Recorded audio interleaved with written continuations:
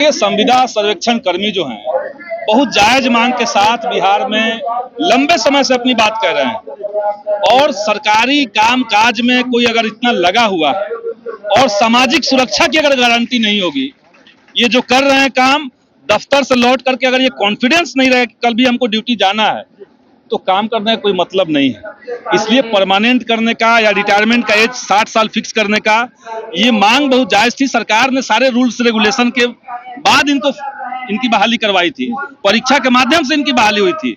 तो 60 साल का रिटायरमेंट एज फिक्स करना ये बहुत सही मांग थी। बाकी जो लेबर लॉ होते हैं देश के अंदर, ईएसआई का पेमेंट कट रहा है, लोगों का पैसा कट रहा है, तो ईएसआई में जो स्वास्थ्य की सुविधाएं मिलनी चाहिए वो मिलनी चाहिए थी। पीएफ में जो इनका पैसा कट रहा है उतना गवर्नमेंट को सर्विस प्रोवाइडर के नाते पैसा देना चाहिए था। तो ये सारे मांग जो इनके थे सारे जायज मांग थे, कानून सम्मत मांगे थी। जब बहाली होगी तो इनका एक्सपीरियंस का अनुभव का फायदा उसमें दिया जाए, हर साल 5 अंक दिया जाए। ये सरकार पहले से ही कर रही है, लेकिन अचानक से संविदा कर्मियों की मांग को लेकर के इतना निष्ठुर हो जाना कि इनकी हर बात पर लाठी चला देंगे और 8000 के आसपास संविदा कर्मियों को एक झटके में सरकार ने जिस तरीके से बर्खास्त किया, ये दिखा रहा है कि मौजूदा सरकार अहंकार में डूबी हुई है और ये बिहार के अंदर लोकतंत्र को समाप्त करके ठोक तंत्र और लाठी तंत्र स्थापित करना चाहते हैं। इसके खिलाफ हम लोग हैं और अभी हम लोग का एक डेलीगेशन आंदोलनकारियों के जो नेतृत्वकारी साथी हैं उनके साथ एक डेलीगेशन जिसमें मैं भी था, एमएलसी कॉमरेड शशि यादव थी, रणविजय जी थे, एआईसीसीयू ट्रेड यूनियन के लीडर हैं। हम सारे लोग जाकर के अभी अपर मुख्य सचिव से मिले भी। हम लोगों ने पूरी बात कही है, उनसे हमने अपील किया है कि तत्काल एक साथ सबकी बर्खास्तगी आप वापस लीजिए और जो चीजें सॉर्ट आउट होने लायक है तत्काल उसको सॉर्ट आउट आप लोग करवाइए। उनका कहना है कि माननीय मंत्री जी के पास मामला चला गया है, मंत्री जी हमको इशारा कर देंगे, हम उनसे बात आज करेंगे और जैसे ही इशारा होता है तो हम लोग इनके फेवर में विड्रॉ करने का कोशिश करेंगे। तो ये फिलहाल उस तरफ से आश्वासन है, लेकिन हम लोगों ने ये कह के हम लोग आए हैं कि अगर सरकार नहीं सुनेगी तो सरकार की फजीहत होगी इस मामले में, क्योंकि युवाओं की जो मांग है वो कानून सम्मत है, जायज है, संवैधानिक मांग। क्या उम्मीद लग रहा है सर, आपको क्या उम्मीद लग रहा है?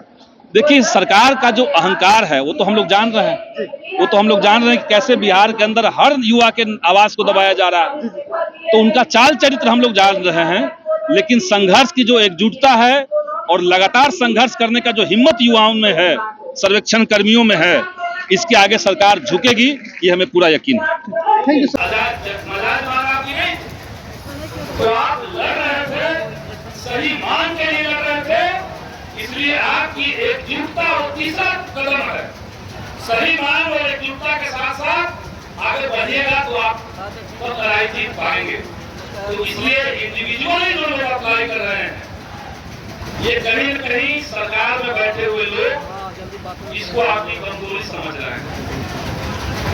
ये हमारा सुझाव है कि संघर्ष को बनाए रखिए।